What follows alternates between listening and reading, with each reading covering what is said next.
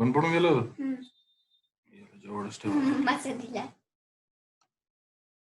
मला नाही माहिती तुमचं लेक्चर पडेल.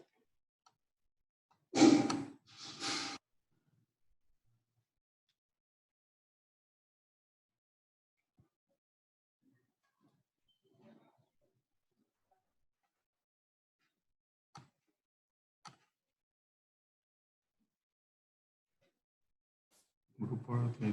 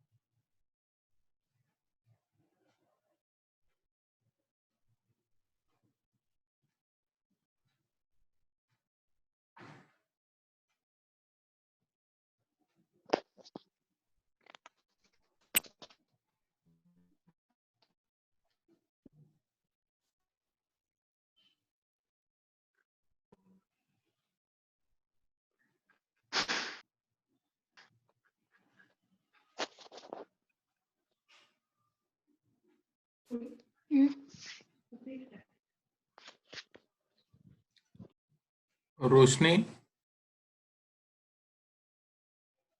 हो सर. रोशनी आवाज येतोय? हो सर. तृप्तीचे 3 हे येत आहेत जॉईनिंग.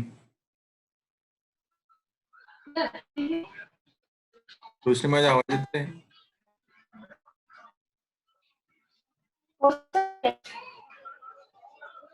हॅलो रोशनी,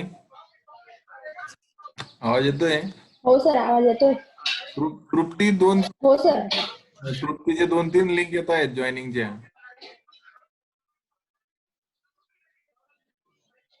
तृप्ती जॉईन हो नाही. सर.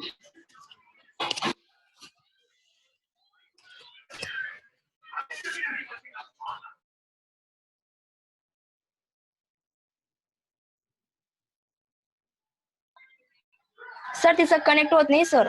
कनेक्ट होत नाही. इथे 2 दिसत आहेत ना इथं तृप्ती जॉईनिंग.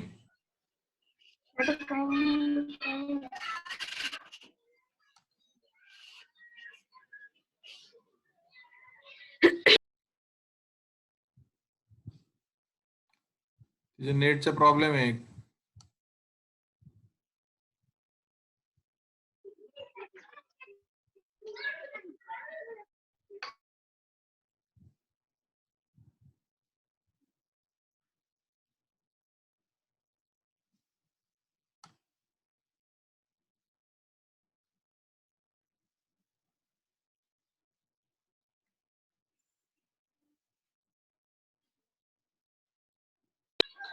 सर मग कनेक्ट होतं. सर तिचं कनेक्ट होत नाही, म्हणजे होत लगेच बॅक येऊन लागते सर.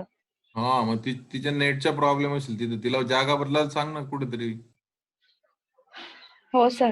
तिचे नेटवर्क नसेल त्या ठिकाणी.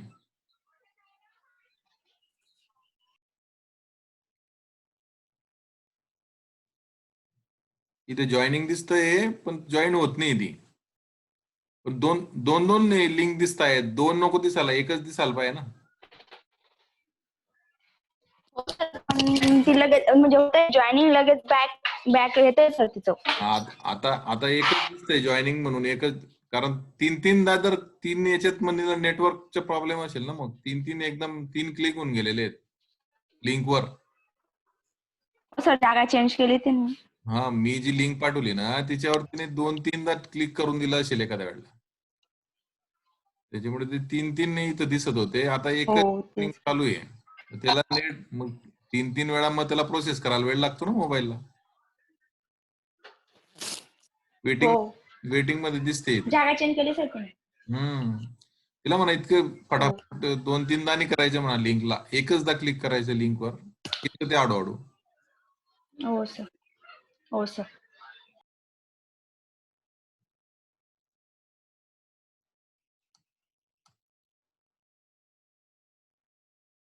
ते बाकीचे सगळे पटापट जॉईन होत आहेत. तिलाच वेळ लागतोय. मग तिने ते 2-3दा क्लिक करून दिलं मला वाटतं लिंकवर. चला ठीक आहे. 10 पार्टिसिपंट मग शेअर करू.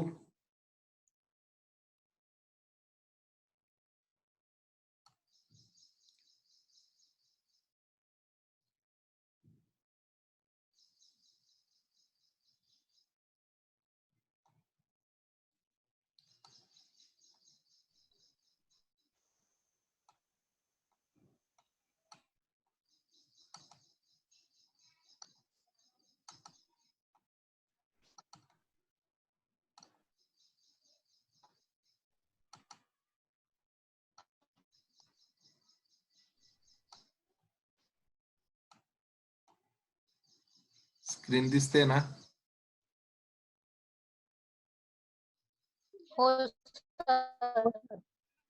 हो सर.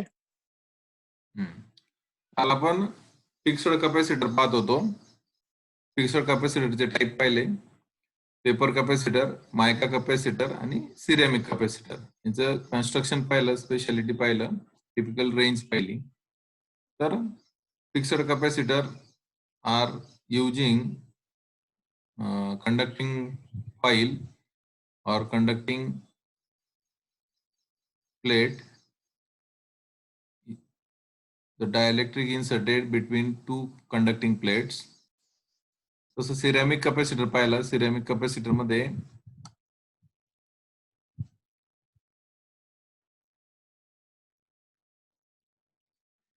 तृप्ती जॉईन होत नाही.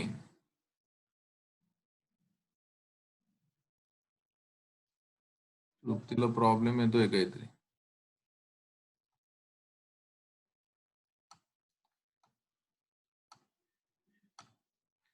Ceramic capacitor, it is constructed by depositing silver plates on both side of the ceramic plate. Ceramic प्लेटच्या दोघं साईडला सिल्वर मेटल मध्ये एक थिन लेअर त्या ठिकाणी डिपॉझिट केलेला असेल आणि त्या पद्धतीने त्या दोघं कंडक्टिंग लेअर पासून 2 लीड्स काढले असतील. त्याला सिरॅमिक कॅपॅसिटर असं म्हणतो आपण. त्याची फक्त व्होल्टेज रेटिंग जी आहे ती 3 व्होल्ट टू 6000 व्होल्ट पर्यंत आहे. तर maximum voltage rating is ceramic capacitor. त्याच्यानंतर आपण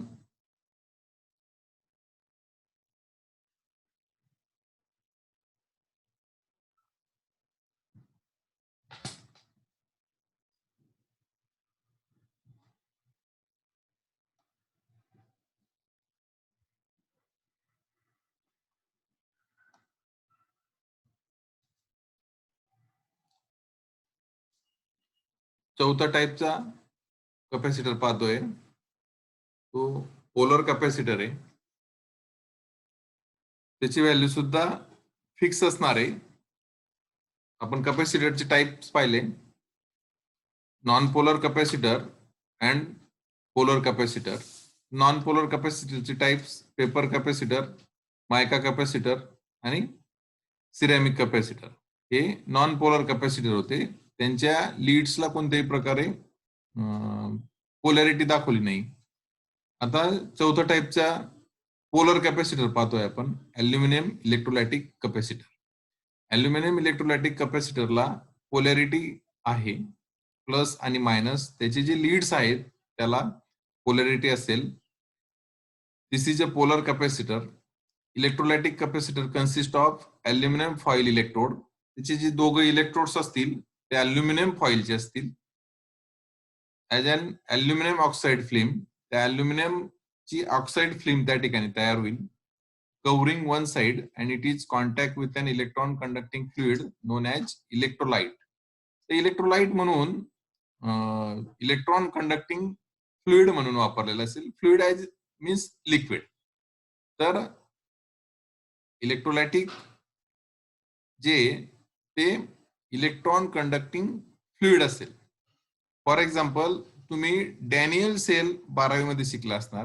त्या ठिकाणी कॉपर सल्फेट किंवा कॉपर ऍसिटेटचं आपण सोल्युशन त्या डॅनियल सेलमध्ये टाकत होतो आणि 2 इलेक्ट्रोड्स, कार्बनचा एक इलेक्ट्रोड आणि एक मेटलचा इलेक्ट्रोड त्या सोल्युशन मध्ये डीप करत होतो काचेची बरणीमध्ये. तर तो डॅनियल सेल तुम्हाला आठवत असेल, त्या डॅनियल सेल मध्ये जे इलेक्ट्रॉन कंडक्टिंग फ्लुइड जे होतं ते कॉपर क्लोराईड किंवा कॉपर ऍसिटेट म्हणून त्या ठिकाणी ते सोल्युशन वापरलेलं होतं. ते इलेक्ट्रोलाइट म्हणून वापरलेलं होतं. तसं ह्या अल्युमिनियम इलेक्ट्रोलायटिक कॅपॅसिटर मध्ये सुद्धा लिक्विड हे इलेक्ट्रोलाइट म्हणून लिक्विड वापरलेलं असेल. The aluminium oxide forms the dielectric. Aluminium oxide फक्त अल्युमिनियम असेल तर तो कंडक्टिंग होतो, परंतु त्याचे जर ऑक्साईड फॉर्म झालं तर ते हायली कंडक्टिंग होतं, हायली रेजिस्टिव्ह होतं, कंडक्टिंग नाही, highly. Aluminium oxide highly resistive होतं आणि म्हणून ऑक्साईड फिल्म या ठिकाणी डायइलेक्ट्रिक म्हणून काम करते. The aluminum oxide forms the dielectric and the electrolyte form another plate of capacitor. Electrolyte जे ते अनदर प्लेट ऑफ कॅपॅसिटर म्हणून त्या ठिकाणी ऍक्ट होतं. The negative plate is directly connected to the container of the capacitance. तर अल्युमिनियमचा तो container असेल, त्या negative plate is directly connected to the container of the capacitance. The main drawback in electrolytic capacitor is its leakage. Obviously तर त्याच्यामध्ये जर fluid वापरलेलं आहे तर त्या फ्लुइडमुळे त्या ठिकाणी लिकेजचा प्रॉब्लेम येतो.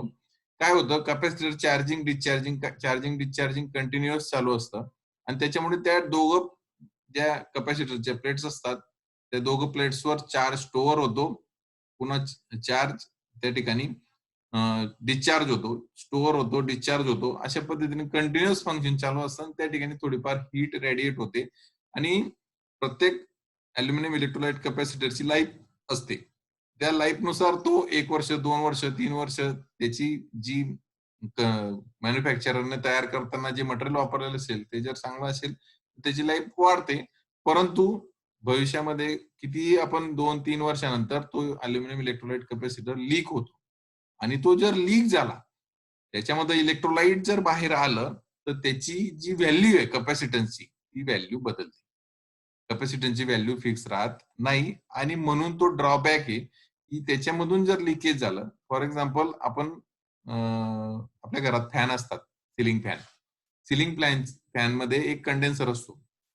जर सिलिंग फॅन स्लो फिरत असेल तर सहज आपल्याला इलेक्ट्रिशियन सांगतो की बुवा त्याचा कंडेन्सर गेला असेल म्हणजे काय, तर तो कंडेन्सर लीक होतो. तर इलेक्ट्रोलायटिक कॅपॅसिटर त्यामध्ये वापरलेला असतो फॅन मध्ये. तुम्ही जर पाहिला असेल फॅन जर फॅनला माउंट करतात सिलिंग फॅनला, त्यावेळेला जर पाहिलं असेल तर त्या ठिकाणी एक अल्युमिनियमची अशी डब्बी असते सर्क्युलर आकाराची, तो कंडेन्सर असतो. तर तो कंडेन्सरवर तुमचा फॅन जो आहे तो कंडेन्सरवर त्याचं ऑपरेशन असतं आणि तो जर लीक झाला तुमचा फॅन स्लो फिरतो, म्हणजे कॅपॅसिटन्सची व्हॅल्यू त्या ठिकाणी मॅच होत नाही आणि म्हणून त्या ठिकाणी तुमचा फॅन जो आहे तो स्लो फिरायला लागतो. तर हा ड्रॉबॅक आहे. The main drawback in electrolytic capacitor is leakage. याची स्पेशालिटी आहे हायर व्हॅल्यूज, हाय कॉस्ट पण वाढते कारण कंटेनर मोठं असतं. हायर व्हॅल्यूचे आपण इलेक्ट्रोलायटिक कॅपॅसिटर बनवू शकतो. कॉस्ट वाढते. पोलर कॅपॅसिटर आहे ही त्याची स्पेशालिटी आहे. Typical range 1 microfarad to 3000 microfarad या रेंजमध्ये मॅन्युफॅक्चरर आपल्याला इलेक्ट्रोलायटिक कॅपॅसिटर बनवून देतात. व्होल्टेज रेटिंग 1 व्होल्ट पासून तर 500 व्होल्ट पर्यंत व्होल्टेज रेटिंग बऱ्यापैकी आहे. त्याच्यानंतर पुढचा टाईप जो आहे तो टँटलम कॅपॅसिटर. तर टँटलम कॅपॅसिटर आणि अल्युमिनियम इलेक्ट्रोलाइट कॅपॅसिटरचे कन्स्ट्रक्शन सेम आहे. या ठिकाणी अल्युमिनियम ऐवजी टँटलम हे मेटल वापरून त्याची कंटेनर तयार केली जाते आणि टँटलम ऑक्साईडची आतमध्ये जी लेअर होते ती टँटलम ऑक्साईडची डायइलेक्ट्रिक म्हणून लेअर होते. तर फिगर काढलेली नाहीये. अल्युमिनियम इलेक्ट्रोलाइट कॅपॅसिटर विचारला गेला तर सेम ॲज टँटलम इलेक्ट्रोलायटिक कॅपॅसिटरची जर टँटलम कपॅसिटरची कन्स्ट्रक्शन करायची असेल तर वरची जी फिगर आहे त्या ठिकाणी अल्युमिनियम ऐवजी कोणतं मेटल वापरायचं, टँटलम मेटल वापरायचं. आता अल्युमिनियम जे मेटल आहे ते स्वस्त आहे, लो कॉस्ट आहे, परंतु त्याच्यापेक्षा टँटलम हे मेटल जास्त कॉस्टली आहे.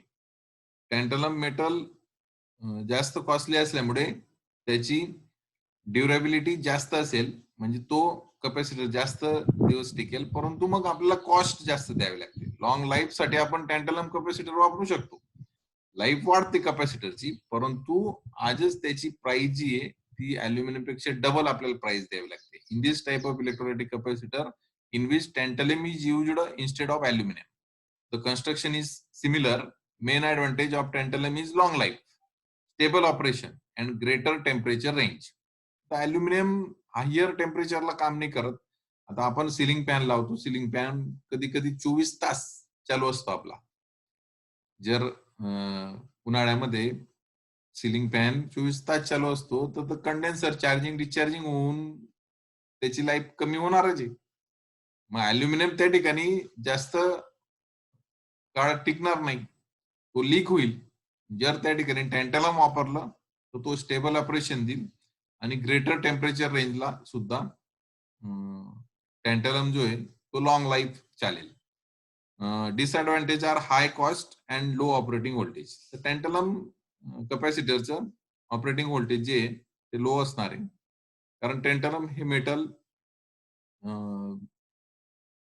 मेटल जे ते हाय कॉस्ट आणि हाय कंडक्टिंग असणार आहे.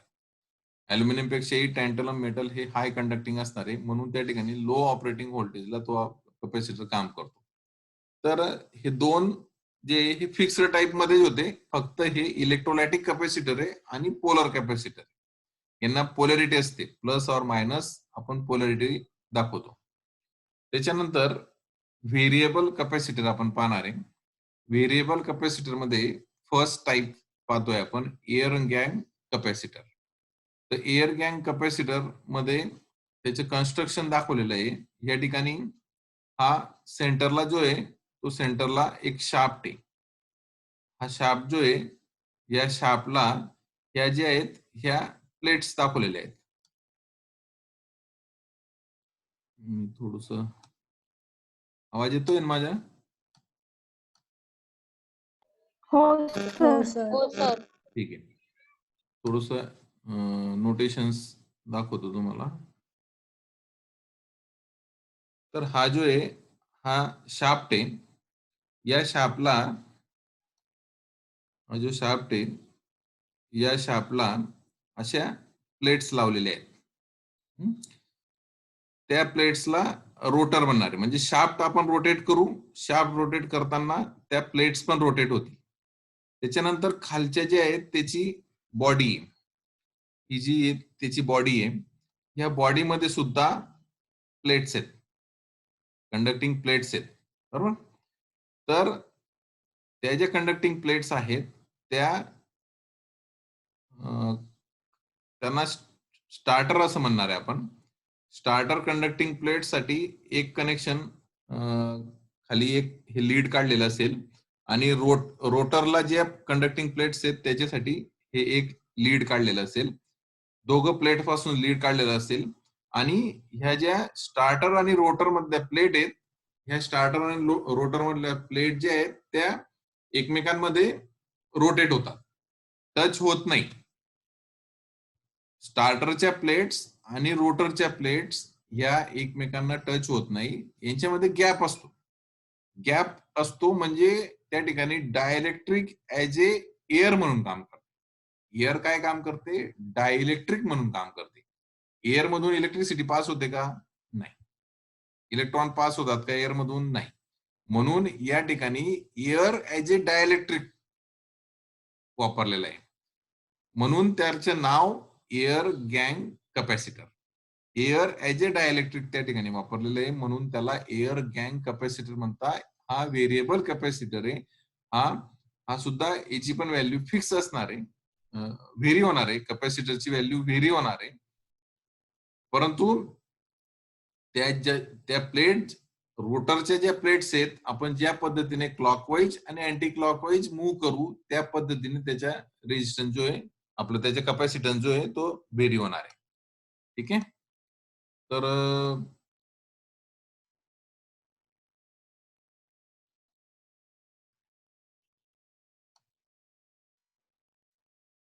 मी क्लिअर करतो.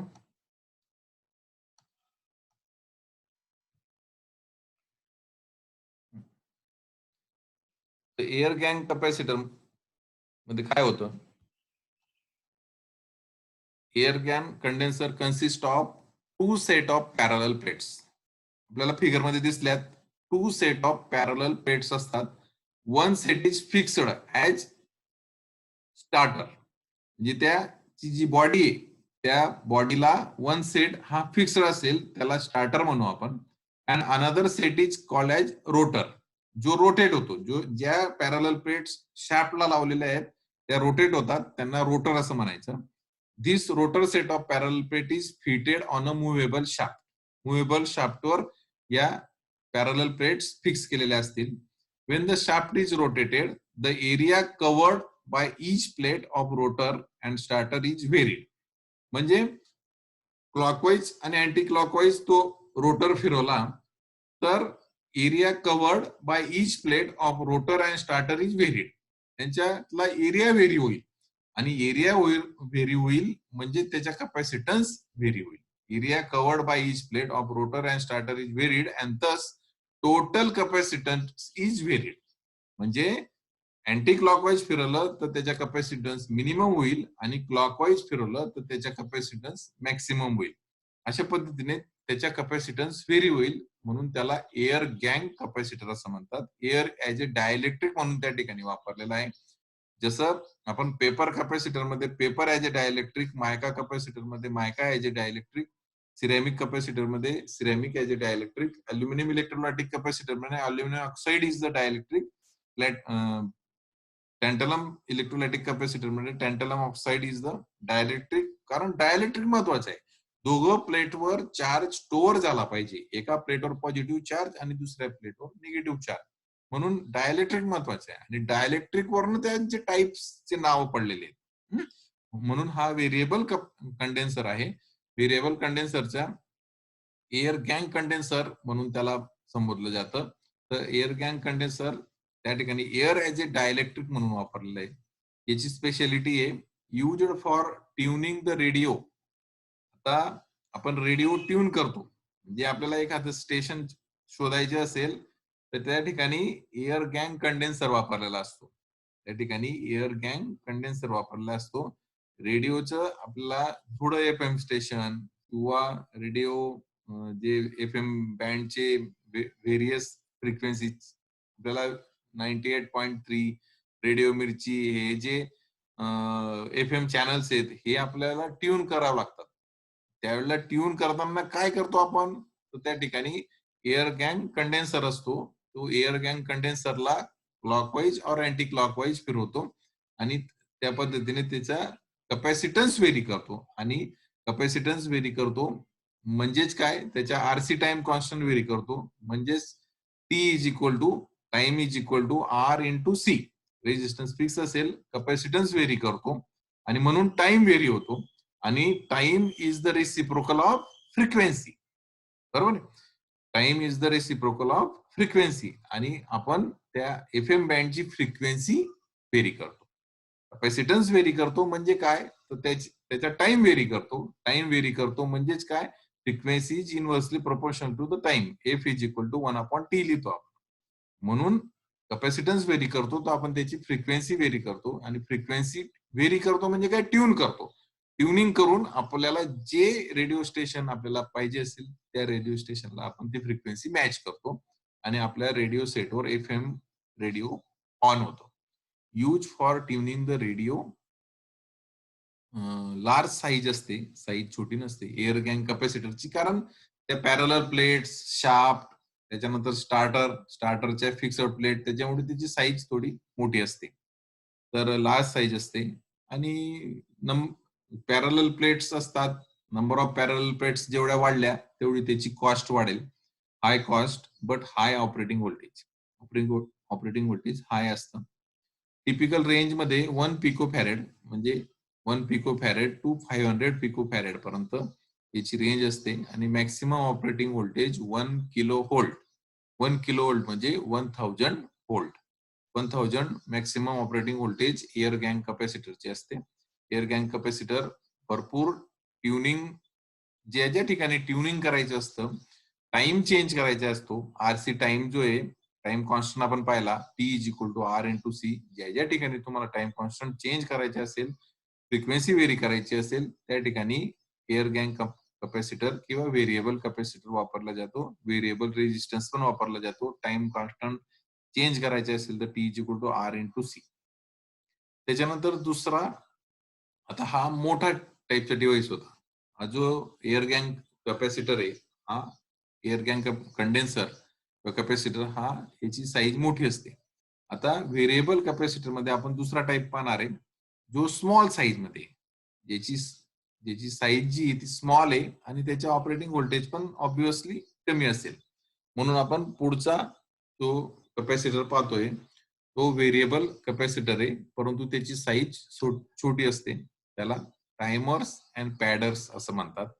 टायमर्स आणि पॅडर्सचं एक जस्ट कट व्ह्यू आपल्याला फिगर मध्ये दिसतोय. म्हणजे जर त्याला व्हर्टिकल व्ह्यू जर पाहिला त्याचा, तर तो अशा पद्धतीने असेल. सेंटरला जो आहे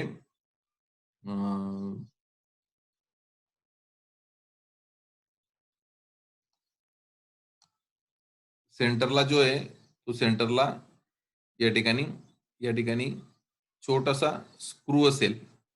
हा जो सर्कल दिसतोय, हा सर्कल म्हणजे त्या ठिकाणी जस्ट आपण स्क्रू ड्रायव्हरने त्याला स्क्रूला क्लॉकवाईज आणि अँटी क्लॉकवाईज फिरू शकू.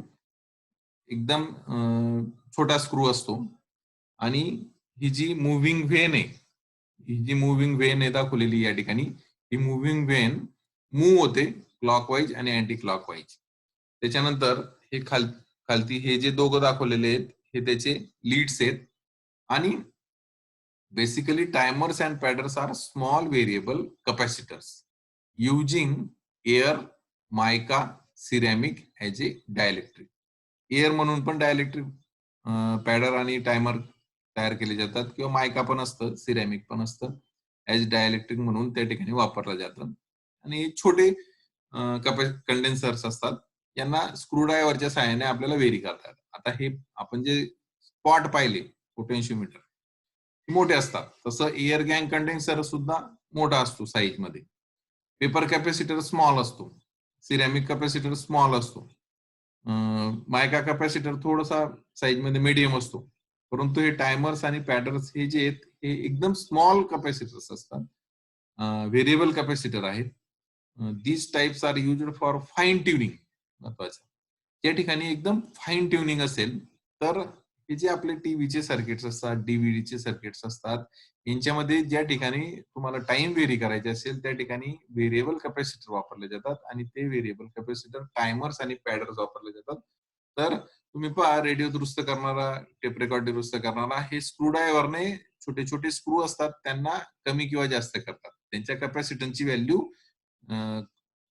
क्लॉकवाईज आणि अँटी क्लॉकवाईज फिरून त्याची व्हॅल्यू व्हेरी करतात. आणि जेणेकरून पिक्चर क्लिअरिटी असेल किंवा व्हॉल्यूम क्लिअरिटी असेल ते त्याच्याने करत असतात. तर the capacitance is adjusted by screw ड्रायव्हरने याच्या कॅपॅसिटन्स ऍडजस्ट करता येतो. टायमर आणि पॅडर्स चे कॅपॅसिटन्स आपण हाताने व्हेरी करू शकणार नाही, कारण त्या ठिकाणी बारीक असा स्क्रू दिलेला असतो. त्या त्या व्हेन जे असतात, त्या व्हेन्स, जसं आपण पोटेन्शिओमीटर पाहिला, पोटेन्शिओमीटरवर वायपर जो आहे तो मिनिमम टू मॅक्सिमम फिरतो, त्या पद्धतीने त्याचा रेजिस्टन्स व्हेरी होतो. तसा या ठिकाणी हा जो स्क्रू आहे, या स्क्रूने मुव्हेबल व्हेन्स जे आहेत त्या मूव्ह होतात क्लॉकवाईज आणि अँटी क्लॉकवाईज, आणि त्या पद्धतीने कॅपॅसिटन्स व्हेरी होतो. याची स्पेशालिटी जी आहे तर व्हेरी स्मॉल साईज आहे. साईज जी असते ती व्हेरी स्मॉल असते. त्यामुळे जी काही सर्किट डिझायनिंग असेल, त्या सर्किट डिझायनिंग मध्ये साईज छोटी असल्यामुळे त्याला माउंट करायला जागा कमी लागते आणि तुमच्या सर्किटची साईज सुद्धा छोटी होते. तर small size, very small size, high operating voltage आणि लो कॉस्ट. लो कॉस्ट महत्वाचे. Air gang condenser high cost पडतात आणि जागाही जास्त लागते. त्याच्यामुळे एअर गॅन कंडेन्सर ज्या ठिकाणी मेन फंक्शन असेल, ट्युनिंग असेल, त्याच ठिकाणी वापरले जातात. 10 मिनिटं राहिले. अपग्रेड केलं मी. ज्यांची प्रेझेंटी राहिली असेल त्यांनी चॅट बॉक्स मध्ये प्रेझेंटी टाकून द्या. 10 मिनिटात संपेल आपलं टायमिंग. तर very small size, high operating voltage आणि लो कॉस्ट. कॉस्ट पण कमी पडते कारण या ठिकाणी एअर ऍज ए डायइलेक्ट्रिक म्हणून वापरलं तर त्याची कॉस्ट कमी पडते. फक्त वेन्स जे असतात, ती वेन जी असेल ती मेटॅलिक असेल आणि एका एका साईडला एक प्लेट जी असेल ती मेटॅलिक असेल आणि एअर ऍज ए डायइलेक्ट्रिक म्हणून काम करेल.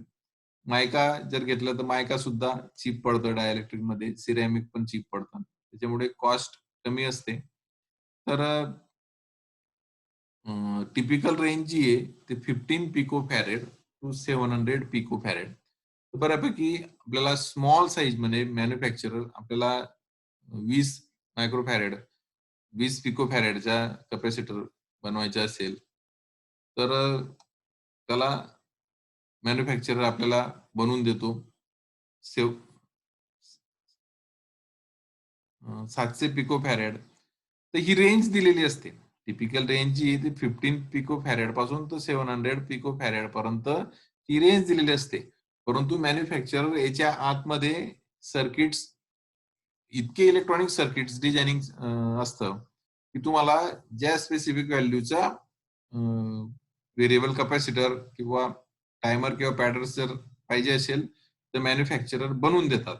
मॅन्युफॅक्चरर त्या व्हॅल्यूचा बरोबर कॅपॅसिटन्स बनवून देतात की जेणेकरून तुम्हाला त्या सर्किट डिझायनिंग मध्ये, कारण इलेक्ट्रॉनिक मध्ये सर्किट डिझायनिंग महत्वाचे असतं. रेजिस्टन्सची व्हॅल्यू, कॅपॅसिटन्सची व्हॅल्यू, इंडक्टरची व्हॅल्यू या आपल्याला फिक्स करावं लागतात. व्हेरिएबल असतील तर व्हेरिएबलच्या सुद्धा व्हॅल्यू आपल्याला कुठून कुठपर्यंत तो कॅपॅसिटर व्हेरी होतोय, कुठून कुठपर्यंत तो रेजिस्टन्स व्हेरी होतोय, 0 पासून तर 100 किलो ओम पर्यंत रेजिस्टन्स व्हेरी होतोय किंवा कॅपॅसिटर जो असेल तो 10 पिको फॅरेड पासून तर 100 पिको फॅरेड पर्यंत व्हेरी होतोय. या सगळ्या ज्यावेळेला आपण इलेक्ट्रॉनिक सर्किट डिझाईन करतो त्यावेळेला या सगळ्या गोष्टींचा विचार करून त्या ठिकाणी फ्रिक्वेन्सी किती व्हेरी झाली पाहिजे, इथून इथपर्यंत मॅक्सिमम हा कॅपॅसिटन्स व्हेरी होईल तर त्याची फ्रिक्वेन्सी किती व्हेरी होईल, या सगळ्या गोष्टींचा विचार करून सर्किट डिझाईन केलं जातं आणि मग त्याचा ऍप्लिकेशन म्हणून उपयोग होतो. फॉर एक्झाम्पल नुसतं डोअर बेलचे जरी सर्किट आपण डिझाईन करायचं म्हटलं ते डोअर बेलचे सर्किट किती व्होल्टेजवर, 6 व्होल्टेज किंवा 9 व्होल्ट, कारण डायरेक्ट ते 230 व्होल्टला कोणतंच सर्किट चालत नाही. रेजिस्टन्स कॅपॅसिटन्स जे आहेत हे 6 व्होल्ट, 9 व्होल्ट किंवा 12 व्होल्ट यांनाच काम करतात. त्याच्यामुळे कमीत कमी व्होल्टेजला हे रेजिस्टन्स कॅपॅसिटन्स काम करतील म्हणून सर्व सर्किट डिझायनिंग जे ते अगोदरच सर्किट डिझाईन केलं जातं.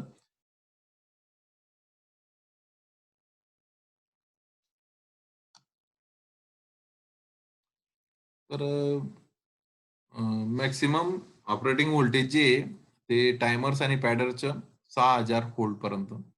तर मॅक्सिमम तुमचं air gang condenser 1 kilo volt पर्यंत होतं.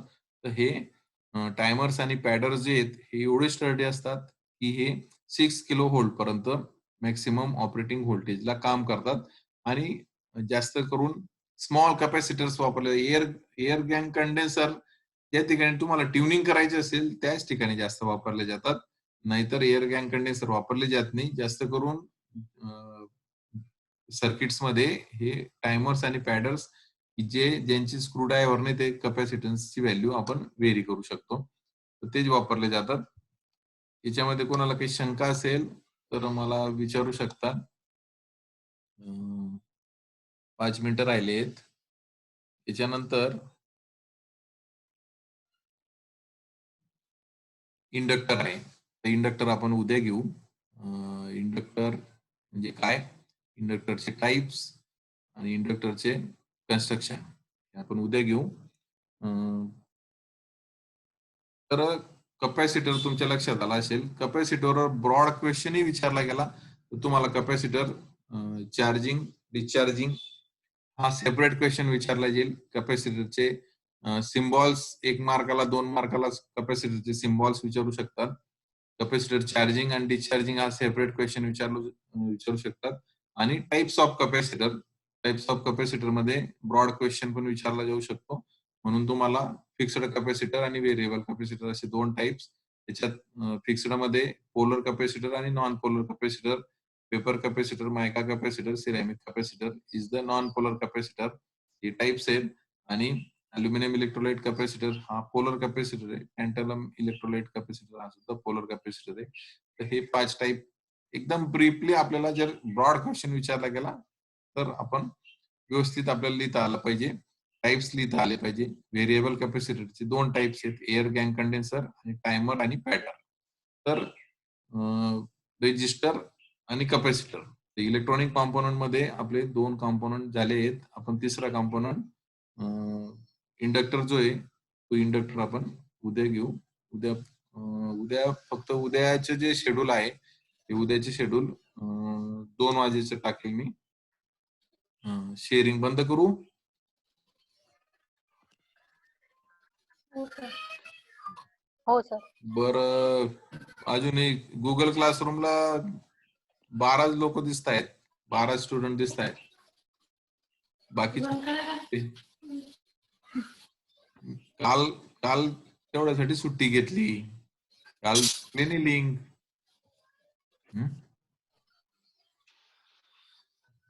तर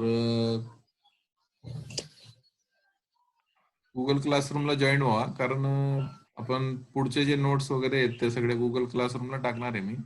आणि आपल्याला काही ऑल 10 मार्काचे 20 मार्काचे काही टेस्ट घ्यायचे असतील तर त्या गुगल क्लासरूमलाच मी टेस्ट टाकणार आहे. त्याच्यामुळे ते तुम्हाला गुगल क्लासरूमवरच सोडवायचं आणि तिथं सेंड करून द्यायचं. जे आपल्या ते टेस्ट रेकॉर्ड पण होऊन जाईल आणि तिथे आपल्याला मार्क पण देता येतील. त्याच्यामुळे ते इझी होईल. त्यामुळे सगळ्यांचे मेल तर चालू असतील ना. मी येस व्हायला तर सगळ्यांनी गुगल क्लासरूम वापरलंच होतं. हो सर. तर कोणाला अडचण येत असेल तर एकमेकांना सांगून विचारून करून घ्या. आज चेतना जॉईन झाली. कोण राहिलाय आज? बरेचसे नाही आहेत. पूनम पण नाही आज. तरी 12 विद्यार्थी जॉईन झाले आहेत. बाकीच्यांनी रेग्युलर राहायला पाहिजे. तो विराज आहे, रुपेश पण नाही मला वाटतं. एक विद्यार्थ्यांनी घेतली. 20 ऍडमिशन झालेले आहेत. तर 8-9 लोक जॉईन नाही होत. 10-12 लोक जॉईन होतात. ठीक आहे. नेटवर्कचा प्रॉब्लेम असतो. त्याच्यामुळे सगळ्यांना शक्य नाही होत. काहींच्या नेटवर्कमुळे प्रॉब्लेम येऊन जातात, लाईट नसते. पण नोट्स पाहिल्या सगळ्यांनी? हो सर. माझ्या ज्या अक्षरात आहे त्याच्यामुळे काही हो सर. जे आहेत ते मी एक विद्यार्थिनीची नोट्स हे केलेलं आहे. मला वाटतं एक पेज का 2 पेज केलेलं आहे शेवटचा. तर त्या नोटबुकची येते स्कॅनिंग. ते माझ्या हस्तात सापडलं नाही मला. तर काही अडचणी नोट्स वाचायला तुम्हाला व्यवस्थित आहे? हो सर, वाचल्या. तर हे पहिलं युनिट संपलं की आपण एक छोटी 10 आणि 20 मार्काची टेस्ट घेऊन घेऊ. MCQ ची घेऊ. तिथं नुसतं तुम्हाला टिक करायचे राहील. सोप्यात सोपी. म्हणजे कसं आपल्याला त्या ठिकाणी गुगल क्लासरूमला पण ऍक्टिव्हिटी दाखवायची. त्या मी पहिलं युनिट संपलं तर पहिल्या युनिटवर टेस्ट पण घेतली बुवा. म्हणून मी सगळ्यांना जॉईन व्हायला सांगतोय. गुगल क्लासरूमला परत मेसेज टाकू का कोडचा? तर लागल्यास कोडचा मेसेज परत टाकून देईल. सगळे जॉईन झाले तर मग सगळ्यांना मार्किंग करता येईल ना मला. ठीक आहे. तर बाकीच्यांना अडचण असेल तर एकमेकांना सांगून घ्या.